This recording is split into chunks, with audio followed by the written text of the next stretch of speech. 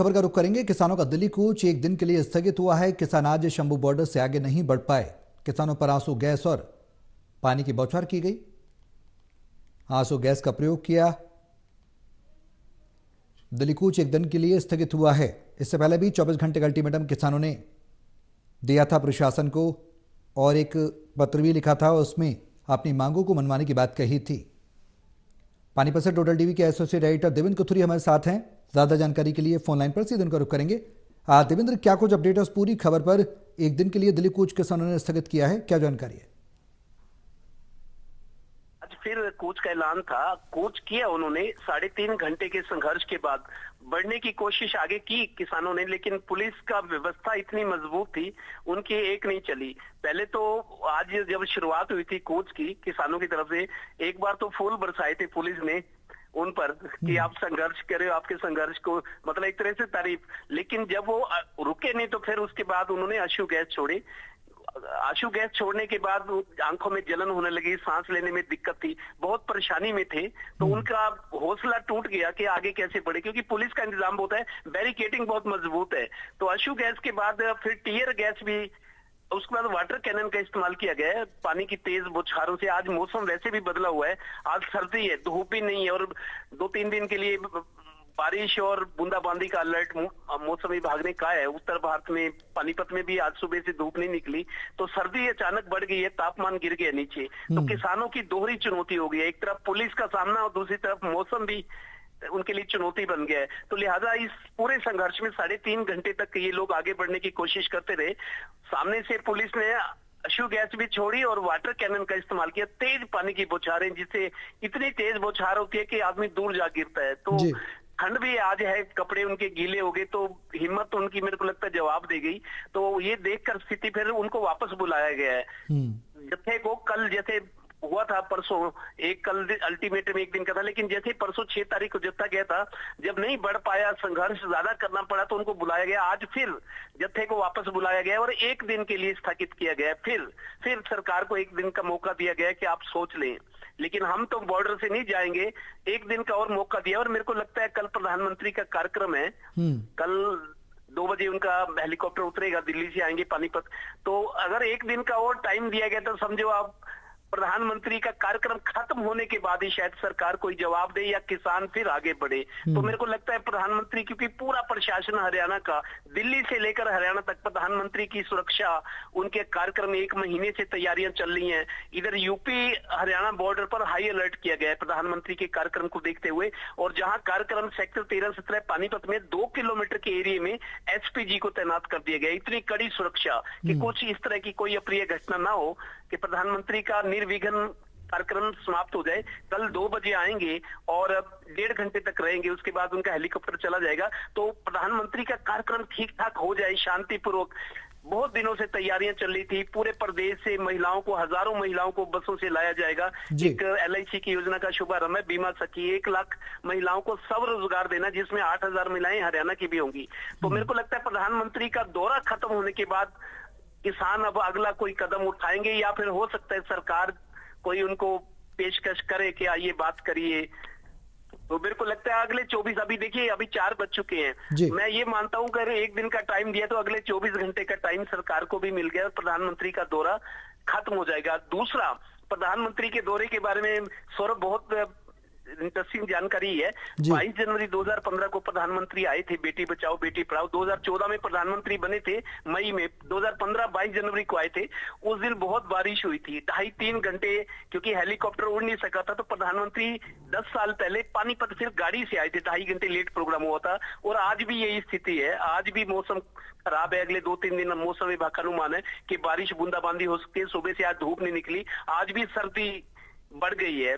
तो कल चूंकि प्रधानमंत्री का कार्यक्रम है, मौसम विभाग का अनुमान है कि कुछ जगह पे बूंदाबांदी या बारिश हो सकती है। लिहाजा मौसम भी चुनौती बन गया किसानों के लिए भी, और प्रधानमंत्री का एक बड़ा कार्यक्रम है, इतने दिनों से तैयारी हो रही थी। तो आज मौसम के मिजाज को देखकर कुछ लग रहा है कि कहीं प्रोग्राम ठीक ठाक हो जाए बस। जी बिल्कुल देवेंद्र, अब बड़ी चुनौती क्या कुछ नजर आ रही है? अब आगे का रुख किसानों का क्या कुछ रह सकता है? जिस तरीके से विराम देकर आंदोलन फिर आगे बढ़ रहा है, फिर विराम देकर अल्टीमेटम देकर आगे बढ़ रहा है, क्या सरकार कुछ मानेगी? कोई बीच का रास्ता निकल पाएगा? देखिए सौरभ, सरकार का स्टैंड बहुत सख्त है। बीजेपी से जुड़े लोग अनऑफिशियली बातचीत में कहते हैं, कैमरे के आगे नहीं बोलते, मेरी कई लोगों से बात हुई, उनका ये कहना है कि सरकार अगर यूं झुक गई तो फिर कुछ कल और लोग खड़े हो जाएंगे। और भी लोग हैं जिनकी डिमांड्स रहती है किसी कम्युनिटी की या किसी और तरह के लोग, जैसे कोई आरक्षण की मांग है, कोई रिजर्वेशन चाह रहा है, कोई कुछ मांग रहा है। इतना बड़ा देश है, बहुत सारी समस्याएं हैं इस देश के साथ।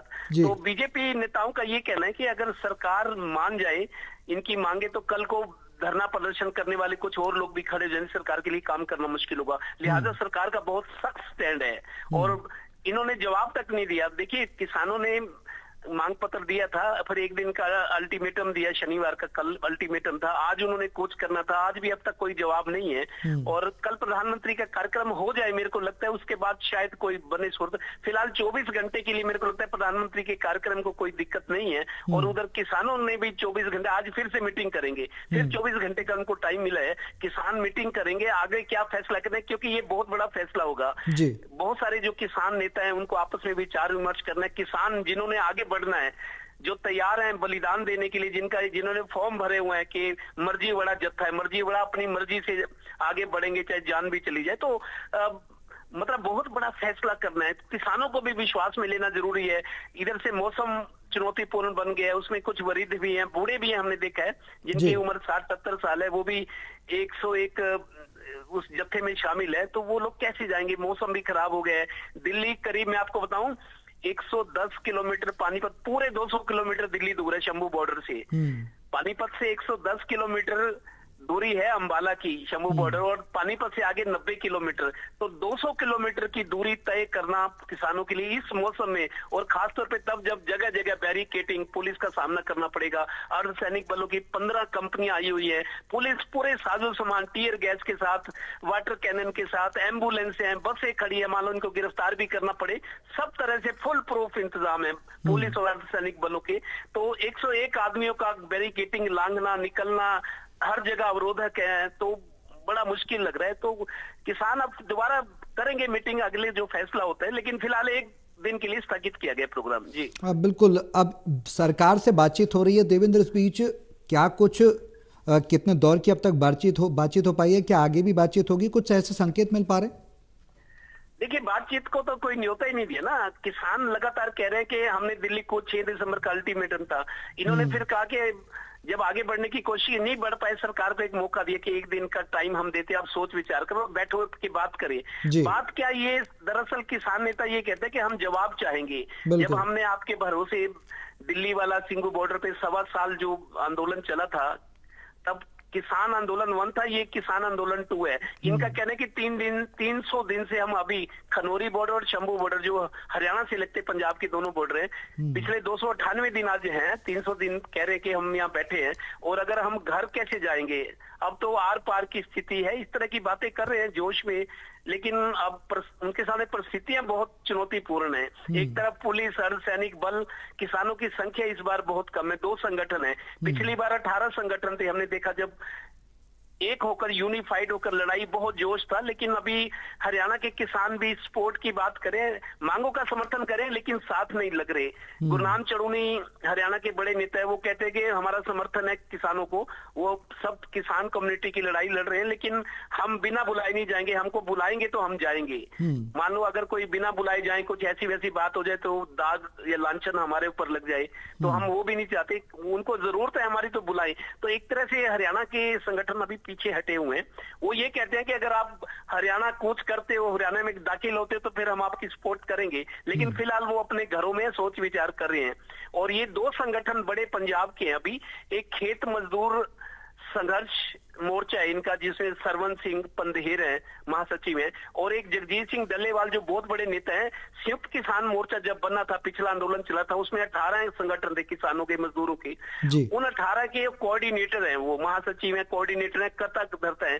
उनकी भी स्थिति, जगजीत सिंह डल्लेवाला का 13वां दिन उनको हो गया अनशन, आज 13वां दिन है शायद, 12वां या 13वां दिन, तो उनकी भी स्थिति खराब है। मानो जैसे आज दोबारा टीयर गैस छोड़ी गई, आज भी किसान 5 घायल हुए हैं, उसमें एक की हालत गंभीर है, उनको पीजीआई चंडीगढ़ रेफर किया गया। एक किसान को आज अभी जो दोबारा कूच की कोशिश हुई है, तो 5 किसानों को चोटें लगी है, एक की गंभीर स्थिति को देखते हुए पीजीआई चंडीगढ़ भेजा गया है। तो मेरे को नहीं लगता कि किसान भले ही बॉर्डर पर बैठना पड़े लेकिन किसान घर नहीं लौटेंगे। मैं किसानों की फितरत को जानता हूँ और जिस तरीके से उनके बातें सामने आ रही है, मेरे को लगता नहीं कि बॉर्डर से वो हिलेंगे। ठीक है। दिल्ली कूच करने की कोशिश कर नहीं करते तो यहीं जमे बैठे रहेंगे। हरियाणा सरकार के लिए चुनौती यह है कि मान लो पंजाब, चूंकि पंजाब से निकलेंगे तो पंजाब सरकार की राहत की बात है, सिरदर्दी हरियाणा के लिए है। मान लो हरियाणा के 1-2 जिले में आ जाए किसान, यहाँ धरने पे बैठ जाएं, आगे नहीं देना जाए तो फिर हरियाणा की मुसीबत, लॉ एंड ऑर्डर का मसला हो जाएगा, हाईवे जाम होने का खतरा पैदा होगा। दिल्ली तो अभी बहुत दूर है, 200 किलोमीटर दूर है जहां किसान बैठे हैं। मान लो वो शंभू बॉर्डर लांग के, अंबाला पहला जिला है, अंबाला में अगर आ जाते हैं तो फिर चुनौतियां सरकार हरियाणा के लिए बढ़ जाएंगी। कोई उस तरह की कोई अप्रिय घटना हो गई तो ये चिंगारी फिर भड़क सकती है। तो हरियाणा के लिए भी बहुत चुनौतीपूर्ण है स्थिति से निपटना। ठीक है, अब आगे देखना होगा कि क्या कुछ किसानों का रुख रहता है और आगे सरकार का क्या कुछ रुख रहता है। हालांकि सरकार का स्टैंड अब इस आंदोलन के दौरान क्लियर ही देखने को मिल रहा है और स्ट्रॉन्ग स्टैंड देखने को मिल रहा है। क्या कुछ बीच का रास्ता निकलेगा, सवाल है। बहुत शुक्रिया तमाम जानकारी के लिए।